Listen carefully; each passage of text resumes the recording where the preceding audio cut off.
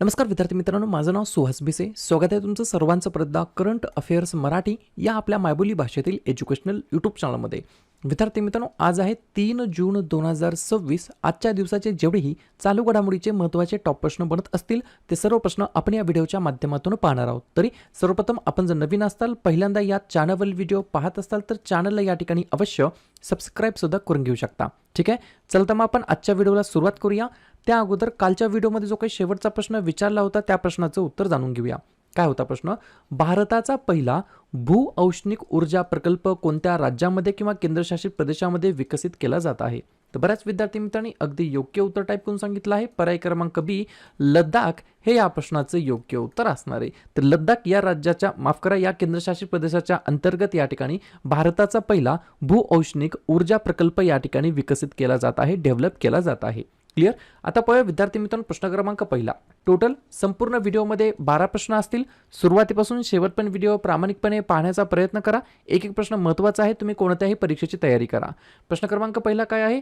मे 2026 या महिन्यामध्ये जे काही जीएसटी संकलन झालं आहे, जीएसटी कलेक्शन झालं आहे, ते जवळपास 3.2% वाढून किती रुपयांवरती पोहोचलेलं आहे? प्रश्न क्रमांक पहिल्याचं योग्य उत्तर आहे पर्याय क्रमांक डी, जवळपास 1.94 लाख कोटी एवढं या ठिकाणी मे महिन्यामध्ये 2026च्या जीएसटी संकलन, जीएसटी कलेक्शन या ठिकाणी झालेलं आहे.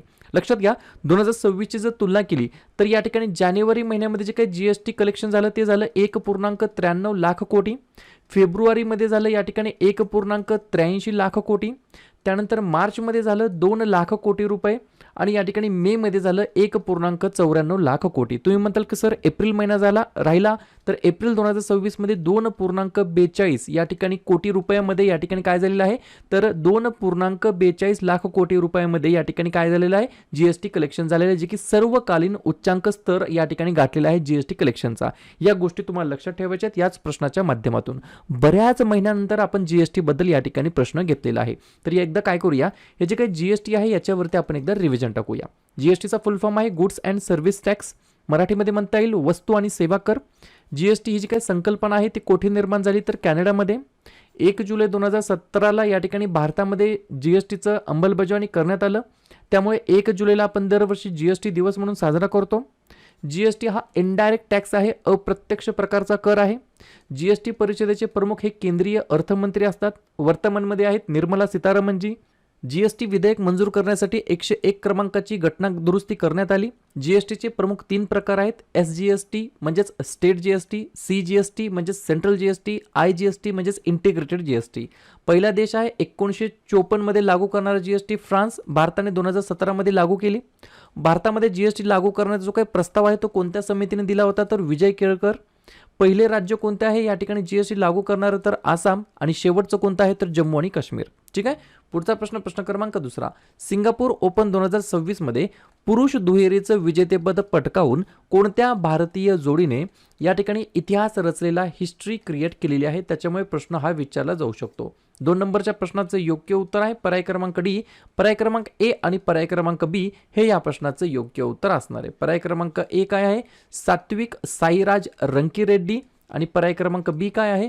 चिराग शेट्टी. बरोबर. तर या दोन या ठिकाणी जे काही पुरुष दुहेरीचे जे काही या ठिकाणी जोडी आहे यांनी या ठिकाणी काय केलेलं आहे? तर सिंगापूर ओपन 2026 मध्ये पुरुष दुहेरीचं विजेतेपद जिंकलेलं आहे. सिंगापूर बॅडमिंटन ओपन जिंकणारी पहिली भारतीय दुहेरी जोडी ठरली आहे. त्याच्यामुळे प्रश्न विचारला जाऊ शकेल. आणि यांनी या ठिकाणी कोणाचा पराभव केला आहे? तर फजर अल्फियान आणि मुहम्मद शोहिबुल फिक्री या इंडोनेशियन जोडीचा पराभव करून त्यांनी या ठिकाणी हे विजेतेपद पटकावलेलं आहे. या ठिकाणी आपण बोलत आहोत सिंगापूर ओपन 2026 या स्पर्धेबद्दल. ही जी काही स्पर्धा झाली, बरोबर की नाही, तर याच्यामध्ये काही महत्त्वाचे पॉईंट्स आहेत. जसं की पुरुष एकेरीचं विजेतेपद जिंकलं एलेक्स लॅनिएर या खेळाडूने, जे की फ्रान्सचे आहेत. महिला एकेरीचं विजेतेपद जिंकलं आन से यंग यांनी, जे की दक्षिण कोरियाच्या महिला खेळाडू आहेत. पुरुष दुहेरीचं या ठिकाणी विजेतेपद आपण आत्ताच पाहिलं, सात्विक साईराज रंकीरेड्डी आणि चिराग शेट्टी यांनी जिंकलं.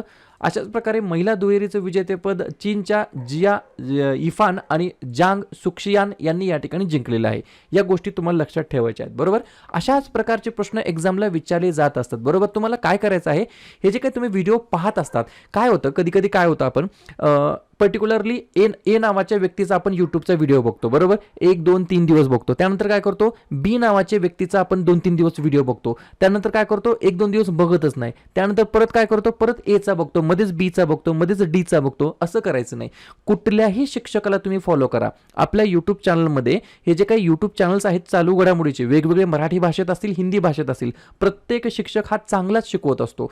तुम्हाला कोणाचं शिकवण्याची पद्धत समजते, कोणाच्या शिकवल्याची पद्धतीनं तुमच्या या ठिकाणी लक्षामध्ये राहतात गोष्टी, या शिक्षकाला तुम्हाला फॉलो करायचं आहे. एकाच शिक्षकाला एकाच विषयासाठी एकाच युट्यूब चॅनलला फॉलो करायचं आहे.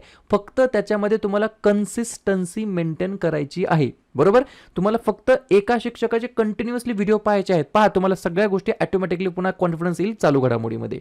लिहून घ्या. 3 नंबरचा प्रश्न काय आहे, तर कोणत्या राज्याच्या मंत्रिमंडळाने शैक्षणिक सत्र 2026-27 पासून सर्व सरकारी शाळा आणि कनिष्ठ महाविद्यालयांमध्ये नाश्ता आणि दुपारचं जेवण दोन्ही देण्यासाठी मान्यता दिलेली आहे? 3 नंबरच्या प्रश्नाचं योग्य उत्तर आहे पर्याय क्रमांक बी, तेलंगणा हे या प्रश्नाचं योग्य उत्तर असणार आहे. याच्या मागचं उद्दिष्ट काय आहे ते लिहून घ्या. विद्यार्थ्यांची उपस्थिती सुधारणे आणि शाळा सोडण्याचे प्रमाण मोठ्या प्रमाणामध्ये कमी करणे हे यांच्या मागचं ध्येय आहे. विशेषतः आपले जे काही वंचित घटकांतील या ठिकाणी लेकरं आहेत आणि दुर्गम भागातील जे काही आदिवासी वस्त्यांमधील विद्यार्थी आहेत, त्यांच्यासाठी जे शिक्षणासाठी लांबचा प्रवास करतात शाळेमध्ये येण्यासाठी, त्यांच्यासाठी खास करून अशा प्रकारची ही सुविधा अत्यंत फायदेशीर ठरणार आहे.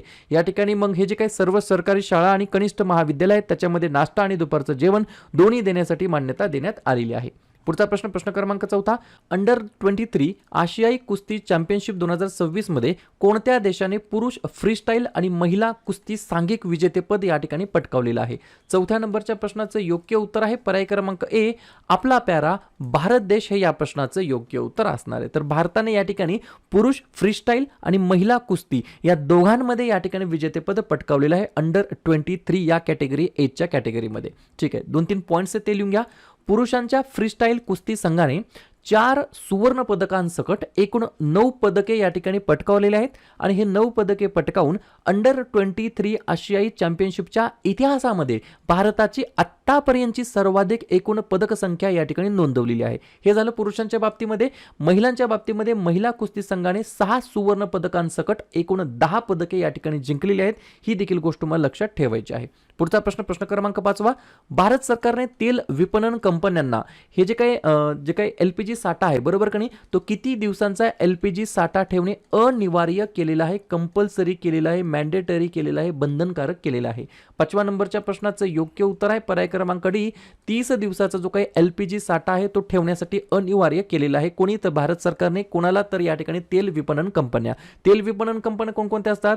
जसं की इंडियन ऑइल आहे, भारत पेट्रोलियम आहे, हिंदुस्थान पेट्रोलियम आहे. या कंपन्यांना साठवणूक क्षमता वाढवण्यासाठी सांगण्यात आलेलं आहे.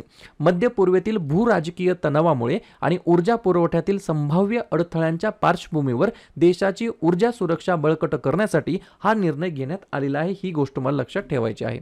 पुढचा प्रश्न, प्रश्न क्रमांक 6, चेनाब बियास लिंक टनेल प्रकल्प कोणत्या राज्यामध्ये डेव्हलप केला जाणार आहे? तर पर्याय क्रमांक सी, हिमाचल प्रदेश हे या प्रश्नाचं योग्य उत्तर असणार आहे. 2-3 पॉईंट लिहून घ्या. पर्टिक्युलरली हे स्थान कुठे आहे? तर या ठिकाणी हे आंतरखोरे इंटर बेसिन पाणी हस्तांतरण प्रकल्प हिमाचल प्रदेशच्या लाहौल स्पिती जिल्ह्यामध्ये स्थित आहे. हा जो काही डेव्हलपमेंट आहे याच्या मागचं उद्दिष्ट काय आहे तर लिहून घ्या. या योजनेअंतर्गत जवळपास 8.5 किलोमीटरपेक्षा लांबीचा जास्त बोगदा बनवून चिनाब नदी प्रणालीचे चंद्रा नदी अतिरिक्त पाणी ब्यास नदी खोऱ्यामध्ये वळवले जाणार आहे. आणि याच्यामुळे फायदा काय होणार आहे तर यामुळे हिमाचल प्रदेश आणि उत्तर भारतातील राज्यांमध्ये जलविद्युत निर्मिती वाढण्यासाठी आणि पिण्याच्या पाण्याच्या तसेच सिंचनाच्या गरजा भागवण्यासाठी अत्यंत या ठिकाणी ही फायदेशीर होणार आहे या गोष्टीमुळे. बरोबर. तर चेनाब बियास लिंक टनेल प्रकल्प हिमाचल प्रदेश या राज्याच्या अंतर्गत डेव्हलप केला जात आहे. पुढचा प्रश्न, प्रश्न क्रमांक 7, बांबू तंत्रज्ञानातील स्वतंत्र पदविका अभ्यासक्रमासाठी AICTE मान्यता मिळवणारी भारतातील पहिली संस्था कोणती ठरलेली आहे? 7व्या नंबरच्या प्रश्नाचं योग्य उत्तर आहे पर्याय क्रमांक बी, बांबू संशोधन आणि प्रशिक्षण केंद्र हे या प्रश्नाचं योग्य उत्तर असणार आहे. तर लक्षात घ्या, बांबू संशोधन आणि प्रशिक्षण केंद्र ही या ठिकाणी भारतातील पहिली संस्था ठरली आहे. कशासाठी? तर या ठिकाणी बांबू तंत्रज्ञानातील स्वतंत्र पदविका अभ्यासक्रमासाठी AICTE मान्यता मिळवणारी ही जी काही संस्था आहे, बांबू संशोधन आणि प्रशिक्षण केंद्र, ही संस्था महाराष्ट्रातील चंद्रपूर जिल्ह्यातील चिचपल्ली या ठिकाणी स्थित आहे. AICTEचा फुल फॉर्म आहे all India council for technical education, मराठीमध्ये म्हणता येईल अखिल भारतीय तंत्र शिक्षण परिषद. वर्तमानमधील त्याचे चेअरमॅन आहेत योगेश सिंह. आणि या ठिकाणी हे जे काही बांबू संशोधन आणि प्रशिक्षण केंद्र आहे, या ठिकाणी नेमकं काय काय होणार आहे? तर विद्यार्थ्यांना बांबू प्रक्रिया, उपचार तंत्रज्ञान, फर्निचर निर्मिती, हस्तकला ज्याला आपण बोलतो हँडीक्राफ्ट्स आणि बांबू बांधकामाचे प्रत्यक्ष प्रशिक्षण देणे या उद्देशाने या ठिकाणी ही भारतातील पहिली संस्था ठरली आहे. बांबू तंत्रज्ञानातील स्वतंत्र पदविका अभ्यासक्रमासाठी AICTE मान्यता मिळवणारी नाव आहे बांबू संशोधन आणि प्रशिक्षण केंद्र, जे की महाराष्ट्रातील चंद्रपूर जिल्ह्यामध्ये स्थित आहे. पुढचा प्रश्न क्रमांक 8वा पुस्तक आहे. पुस्तकाचं नाव लिहून घ्या, better never stops leadership insights from lives unscripted movements नावाचं पुस्तक आहे. या पुस्तकाचे लेखक कोण आहेत? 8व्या नंबरच्या प्रश्नाचं योग्य उत्तर आहे पर्याय क्रमांक ए, श्याम श्रीनिवासन असं त्यांचं नाव आहे. काय नाव आहे? श्याम श्रीनिवासन असं त्यांचं नाव आहे. त्यांनी या पुस्तकाचं लेखन केलेलं आहे. Better never stops leadership insights from lives unscripted movements असं या पुस्तकाचं नाव आहे. प्रश्न आहे पुस्तक आणि लेखकासंदर्भात. तर बाकीचे नवनवीन प्रकाशित झालेले जे काही पुस्तक आहेत, त्यांचे जे काही ऑथर्स आहेत त्याच्यावरती आपण चर्चा करूया. लिहून घ्या, early north India and it's coinage हे पुस्तक लिहिलं आहे देवेंद्र हंडा यांनी. करुणा द पॉवर ऑफ कंपॅशन हे पुस्तक लिहिलं आहे कैलास सत्यार्थी यांनी. सबपर राम तपस्वी राजा हे पुस्तक लिहिलं आहे आशुतोष अग्निहोत्री यांनी. The curious and the classified हे पुस्तक लिहिलं आहे मनोज मुकुंद नरवणे यांनी. The bench, the bar and the बिजारे हे पुस्तक लिहिलं आहे तुषार मेहता यांनी. यांचं अजून एक पुस्तक आहे the lawful and the awful हे पुस्तक देखील तुषार मेहता यांनी लिहिलेलं आहे. The library man of India हे पुस्तक लिहिलं आहे PP सथ्यन यांनी. India's first Olympic gold medal या ठिकाणी हे पुस्तक लिहिलं आहे के अरू मुगम यांनी. आणि better never stops leadership insights from lives unscripted movements हे पुस्तक लिहिलं आहे श्याम श्रीनिवासन यांनी. ठीक आहे. पुढचा प्रश्न क्रमांक 9वा, भारताच्या पहिल्या स्कायकास्ट सिस्टीमचे उद्घाटन कोठे झालेले आहे? 9व्या प्रश्नाचं योग्य उत्तर आहे या ठिकाणी पर्याय क्रमांक सी, इंदिरा गांधी आंतरराष्ट्रीय विमानतळ नवी दिल्ली हे या प्रश्नाचं योग्य उत्तर असणार आहे. 2 पॉईंट लिहून घ्या. केंद्रीय मंत्री डॉक्टर जितेंद्र सिंह यांच्या हस्ते प्रगत वातावरणीय रिमोट सेन्सिंग प्रणालीचे अधिकृतपणे उद्घाटन झालेले आहे. यामुळे भारत ही विशेष विमानचालन हवामान गुप्तचर प्रणाली तैनात करणारा जगातील 19वा देश ठरला आहे, जी अधिक सुरक्षित आणि हवामानानुसार अनुकूल उड्डाणे सुनिश्चित करण्यासाठी धुके, एरोसेल आणि हवेतील हेलकाव्यांचे रिअल टाइम निरीक्षण करतं. बरोबर. तर अशासाठी हे या ठिकाणी स्कायकास्ट सिस्टमचं आहे, ज्याचं इनॉग्रेशन या ठिकाणी करण्यात आलं आहे इंदिरा गांधी आंतरराष्ट्रीय विमानतळ नवी दिल्ली या ठिकाणी.